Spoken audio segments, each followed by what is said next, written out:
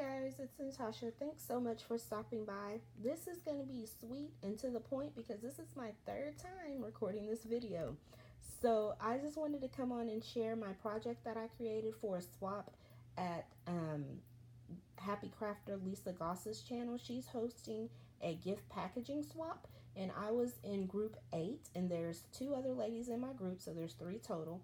So I had to make 2 of the swap, and then of course I made one for Lisa as well. So I'm going to just show the one that I made for Lisa and tell you what we had to do in our swap. So first up is my topper that's going to go on top of the packaging, and so I just cut out each lady's name on my silhouette and cut out this little clam shape, and it serves as my bag topper and also as a card because I wrote a note on the inside. And then also on the back, the third purpose is that it has our information.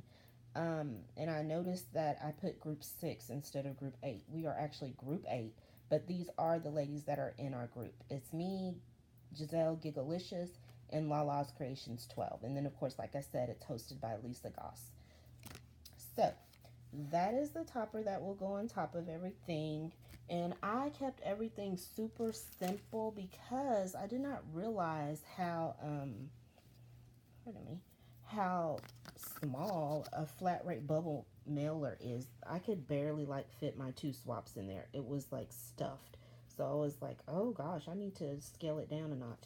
So everything is really simple, lightly decorated, not overly embellished.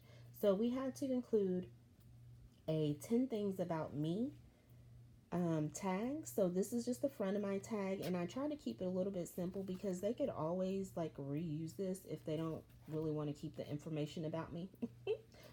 I would not be offended, but so here's my information that she asked us to share. She had 10 questions that we needed to answer or choices that we need to put down.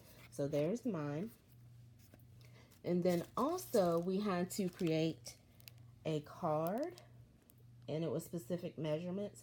So again, like I said, kept it real simple, used a rosette.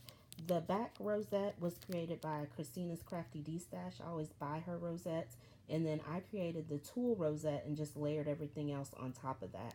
And then my little sentiment, let's celebrate. Oh, that's another thing. We had to include a sentiment on each item. And so I just kept mine generic, with the mermaid theme, because it can be for a birthday, for a new baby if they're having like a mermaid baby shower. Also could be for an anniversary or whatever. So it's really generic. Now, here's where I went a little off the grid.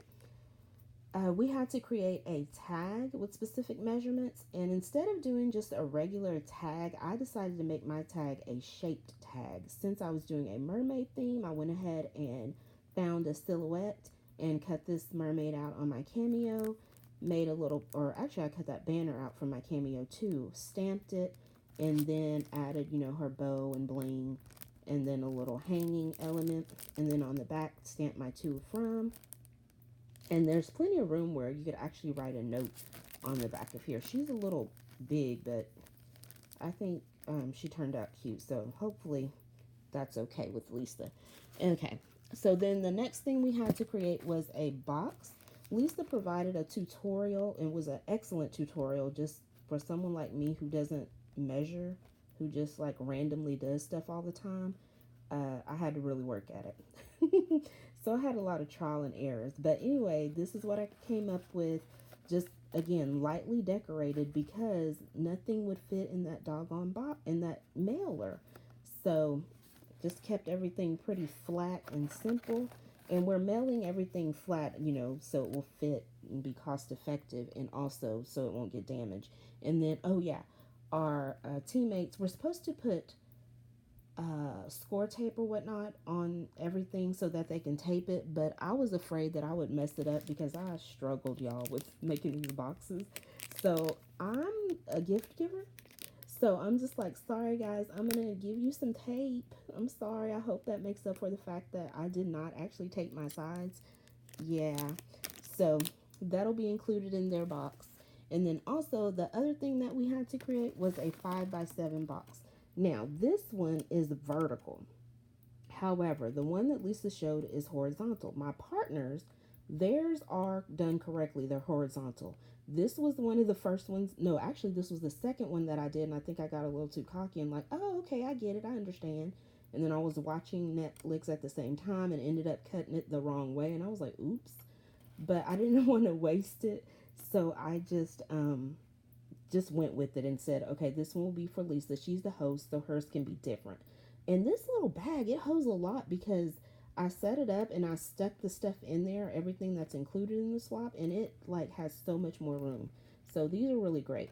But anyway, so that's Lisa's. Hers a little bit different, has a little extra pieces on it. But as far as the front and then the back, they're all the same, except like I said, the ladies in my group, theirs are horizontal or vertical, I'm sorry. And then the last thing we had to include was tissue paper so that they could use it, for the gifts. And I wanted to include crinkle paper because I love crinkle, but like I said, would not fit.